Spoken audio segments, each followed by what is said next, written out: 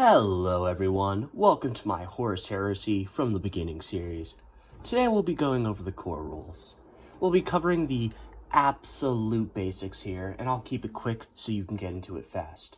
We're going to start off with some basic simple infantry to introduce you to everything. Here we have a basic simple 10-man squad of tactical marines. I have them painted up as Imperial Fists, and we'll be going over the Horus Heresy legions in another video. On the other side, we have Breachers, a shielded unit designed to stay in the fight longer. It's a bit of a pitch battle, but that's okay. The game of Horus Heresy is split into 4 phases: a movement phase, a psychic phase, a shooting phase, and an assault phase. Again, we'll only be going over some things in this video. We're going to be skipping the psychic phase for this round, as it's a bit complicated for newer beginners, and even I find it a bit complicated. And we'll just be going over movement, shooting, and assault phase. Starting off with the movement phase, we'll start off with our tactical marines. Normally, whoever goes first would be determined by whoever finished setting up their army first before the game begins. But for the sake of demonstration purposes, we'll just say that the tac squad goes first. So, movement. Every single model has a 6-inch movement range. This means that when you take your ruler, or whatever other measuring device you may have, you're going to take your ruler from the base of the model, pick it up, and move it 6 inches within the 6-inch mark, or anywhere in between. When you do something like that, so say you move that there, it's generally accepted that you can move the model that was right behind it into the same position, so that way you can save yourself some time. In the Horus Heresy, at any point in time, you can measure distances. So we're going to take our ruler here, and we're going to check the range between our tac squad and our Preacher squad, which we can see is about 5 inches, which is perfect because what we're going to want to do after the shooting phase is we're going to want to gloriously charge into that Preacher squad and finish off whatever is left. So what we're actually going to do is stay right where we are, though if we did want to move, we would, as I shown before, take our ruler and start moving models. Now, we would have to move the entire unit, and when we do move models, they have to remain in what's called unit coherency, which basically means, so if we take our 2 models here, they can't be any more than 2 inches apart. So as we can see here, we would have to move this guy closer. If for whatever reason models are outside of that 2-inch unit coherency range and they can't hit any other member of their unit, that model is lost. So what we're going to do is, instead of moving, we're going to go straight to the shooting phase. So what happens now is we're going to select a viable shooting unit. So, being our tactical squad, we're then going to choose our weapon, being their bolt guns. Each bolt gun has a profile, and these profiles include every single weapon, and they have different types. We'll probably go over that later, but for what you need to know right now is that these guns have rapid fire 1, which basically means if you're in half range of this weapon, and every weapon has a marked range, these bolt guns being 24 inches, so a half range being 12 inches, you get to fire twice. And since these are rapid fire 1s, each of these fires 2 dice. So we're going to count up the amount of dudes we have in our unit. So 2, 4, 6, 8, 10. We have 10 guys in our unit, meaning we're rolling 20 dice. So we're rolling 20 dice, right? But what are we rolling for? So this is what is called the 2-hit roll. And this is basically trying to see how accurate are your guys. Horus Heresy is a bit weird compared to Warhammer 40k in that it has weapon values of 1 through 8, and it's very weird because you have to basically subtract that value from 7. These guys have a weapon skill of 4, so subtract that from 7, and we have a 3. What we're trying to do is see if we can roll a 3 or higher on this dice. So we take our dice and we roll. And we have a lot of really good shots. So we're going to take away all the 1s and all the 2s. And I'll explain all of the 2 hits stuff later in a advanced core rules video.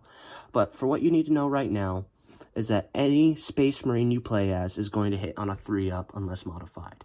So, they hit, right? What happens now? So, now it's called the 2 wound roll, and that's basically to see if your weapon can actually penetrate your enemy's armor. Our enemy's armor is toughness 4. Our weapons are also toughness 4, and because of this, because they are equal, we're rolling for a 4 up, which means we're looking for any roll of 4 or higher. If their toughness was higher, say it be 5, we'd be rolling for 5 ups, because its toughness is 1 notch higher than our strength is. So every time you're rolling to wound, you're rolling to see how many notches higher or lower your strength is than their toughness. If it was higher, for every notch, you're looking for, say it's 1 notch, a 3 up, or 2 notches, a 2 up. But after that, you can't go any higher, so there's no such thing as a 1-up roll. A roll of 1 will always fail. That includes hit rolls and saving throws, which I'll cover later. But in this case, we'll just go with the 4-up. Not quite as good, but that's to be expected. So we're going to take away all the 1s, 2s, and 3s, leaving us with only 6 wounds. Now, what the enemy gets to do is to see if their armor can help bounce off that those hits. So what they're going to do is they're going to take this dice, and they're going to roll against their saving throw. And this is marked on every model's character sheet. For all you need to know right now is that most Space Marines are going to have an armor saving throw of 3 up. So, 3 up. And they fail 2. So what happens now is each of these guns does 1 damage, and each of these guys only have 1 wound. So for 1 damage, we take away 1 wound of models. Every time we take models away, we must always take away from the closest to the shooting unit, and this includes fighting as well. So now what happens is, now that the shooting phase is done, we move on to the assault phase.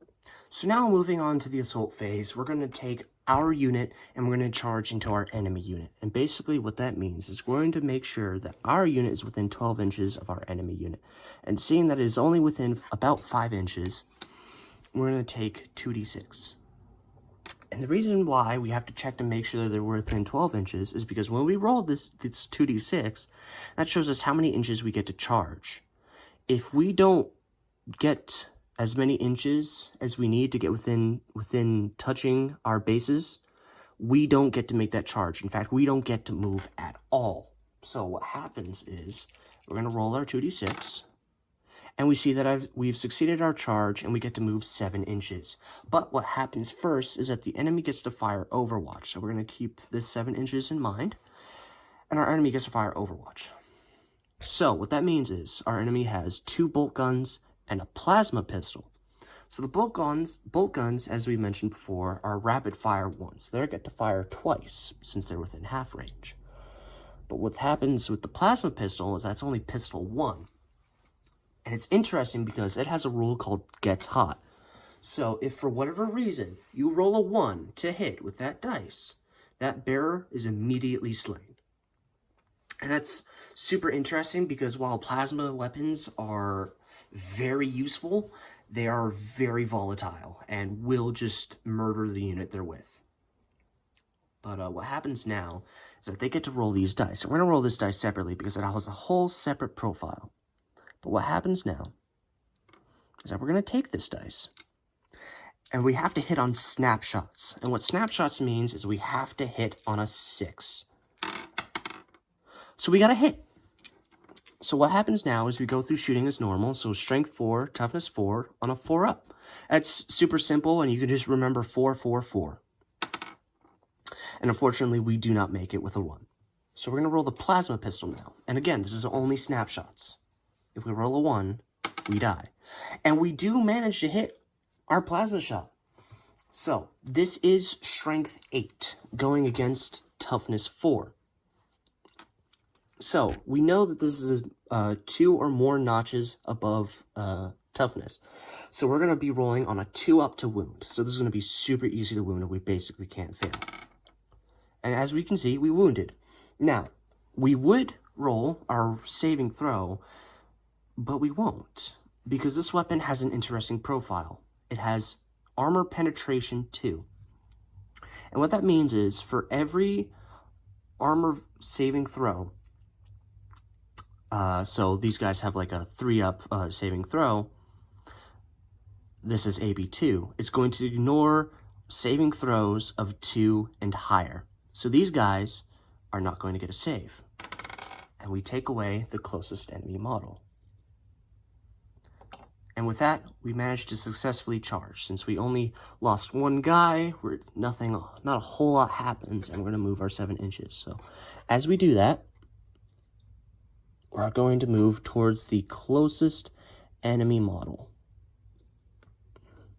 And it has to be kind of in the straight line.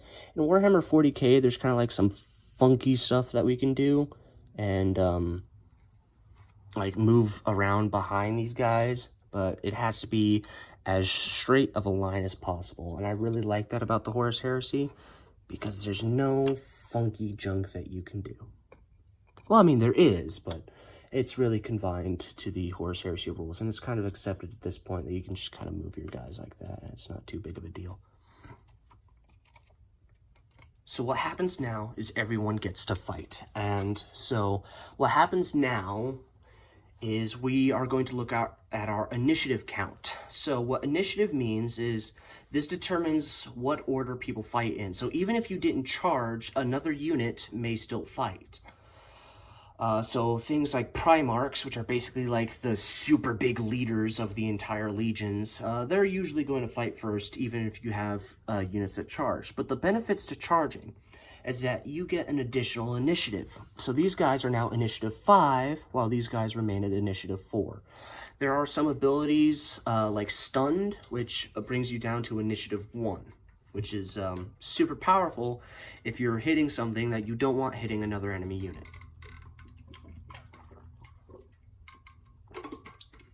But now, we're going to count out how many attacks we get. So each guy's going to get 2 attacks because they have close combat weapons, which is going to add an additional attack to them. So we have 2 attacks there, 2 attacks there, 2 attacks there, 2 attacks there, 2 attacks there for the guy over here, 2 attacks for this guy, 2 attacks for that guy, 2 attacks for this guy, and we're actually going to get 3 attacks for the sergeant because he gets an additional attack base and he has a chainsword, which acts the same as a close combat weapon. And we're going to take all of these and we're going to roll to hit. But the roll to hit is different this time because we're actually going to be comparing weapon skills. And what weapon skills mean is as these 2 units fight, depending on how good they are, it's going to be easier or harder to fight them depending on what your weapon skill is. But because these guys' weapon skill is the same, it's going to be like 2 wounds. Because both of these weapon skills are the same at 4, so 4, 4, 4 up to hit. And that is in the middle of the dice, so generally accepted to re-roll that. And that goes the same for rolling off the table. So we're going to take away all the 1s, 2s, and 3s. And unfortunately, nothing happens with the 6s, but depending on your legion, you may get some stuff with 6s, because that is a lot of 6s. And now, same with 2 wound, rolling for 4 ups, nothing different here. And we take away all the 1s, 2s, and 3s. And now the enemy must roll a 3-up saving throw. So we're going to take all of these dice, and for every... Alright, so we fail 1. And we're going to take away 1 model. And now they get to fight back. So, fight back basically works like, since this enemy unit just got charged, they're just going to fight right back into the unit that they're in. So we're going to take 2 attacks there, and 3 attacks there. And same thing as before, just a 4 up to hit, and then a 4 up to wound, and so on and so forth. So they miss with that one, then to wounds, they're going to miss with those 2. And then these guys got to make their saving throw of 3 up. And they miss with that one, so they lose a guy. Now, they have to roll to see who won the fight. And what this means, and don't mind me while I look through my little bookaroonie, So, we total up the amount of wounds that both sides took. And because both of these guys took the same amount of guys in the fight, so this being one tack guy and one being a breacher, they both tie. But the loser would have to make a morale check. And what that means is that they would roll 2d6 and roll against their leadership. These guys' leadership are 7. And if they had... This is actually a success, but if they had rolled more than a 7, adding how many wounds they lost that round, they would start running away. And what that means is that they would take their guys and move their full movement value towards their board edge. And if they hit that board edge, that entire unit is removed from play. And that, my friends, is the Horus Heresy, because everything just kind of goes on like normally, because then it goes off to their turn, they get to move, but since they're stuck in engagement range, they can't leave engagement range unless they fall back. And falling back is basically an automatically failed morale check. And then it's shooting.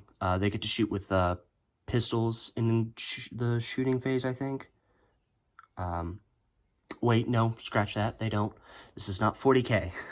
As a 40k player coming to Horus Heresy, there's a lot of rules that I have to relearn, and I know a lot of you probably haven't played 40k at all, so do take note, watch my entire video,